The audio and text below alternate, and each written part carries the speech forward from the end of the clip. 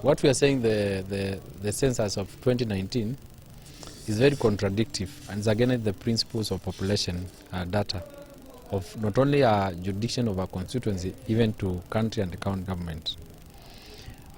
Example, in our constituency, Kangundo constituency, the registered voters are 48,000.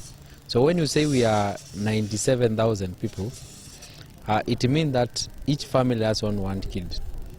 Again, if you see the margin of 2009 and what we are getting now, it looks like the death rate is very high. It must be very high because the negative is bigger. The margin of negative is very big. So what we are wondering whether is the number which was taken in the ground or is the number which was cooked above. Well, anyway, being on that case, we shall give you time, the Kenya National Bureau of Statistics, to bring your final circular. Then we shall sit down, compare with what was done in the ground, and we will compare with the principles of statistics, what we are saying is the truth. If today you see the Matungulu constituency is a constituency from Kangundo constituency. Hii constituency ya Matungulu itoka Kangundo.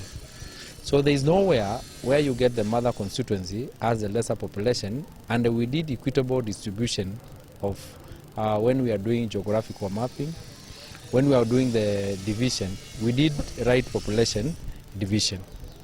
And in any case you feel the population division was not equitable distributed, it is the high time for IEBC, because now they have gone the period given by the law for 8 years to review. It's the high time they review again the border between Matungulu and Kangundo.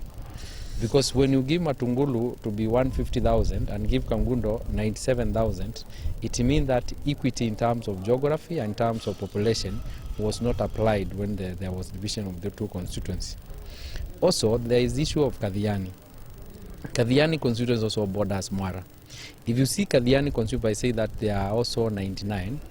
Kadhiani constituency, if you see there is a ward which is inside, almost like a sub-location from Mwala Masi, which is in Kadhiani.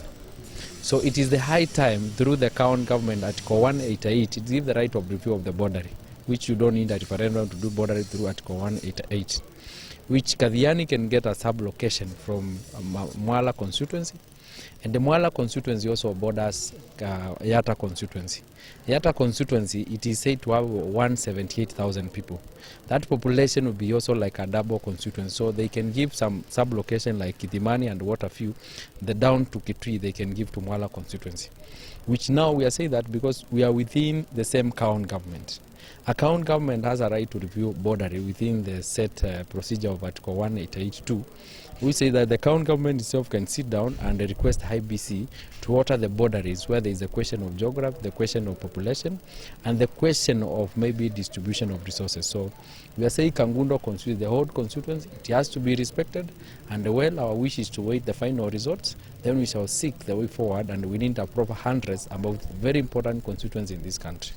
What about not only the MPs, the MCS, because sub-location normally affect the wards. So I appreciate many of our leaders elected in this region, especially Machakos County, like MCS. They are very willing to sit down. And even you can see that some sub-location, geographically they share like the neighboring constituency. So as leaders, we are ready to sit down. Even the county government always, they say anything we can do as leaders, we can sit down and do it. So Machakos County, we got only these two constituents, that is Kadhiani and Kangundo. They are bordering other constituents which are overpopulation. As a leader, when I have big population, it will affect my equitable distribution of resources. The equity in terms of resources, if you happen to be in a constituency where there are too many people, you become marginalized. So now it is benefit for them if your constituency has many people. Actually, you are the one supposed to approach the neighboring constituency, which has lesser people because of equitable distribution of resources.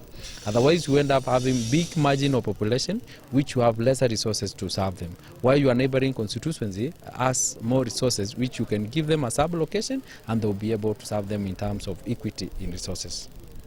History is alleged, and alleged marks where we are going.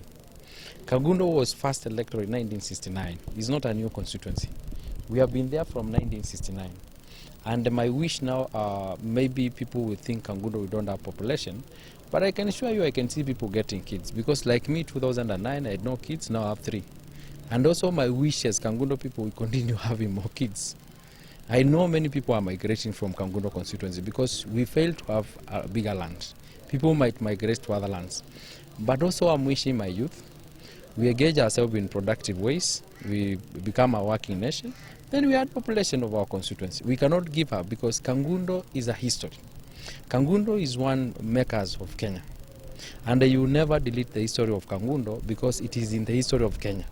Unless you want to delete the history of Kenya, Kangundo has to be there. We make this country since the gay, Honorable Gay, who was fighting for, at the time of Mzee Jomo Kenyatta, our first president.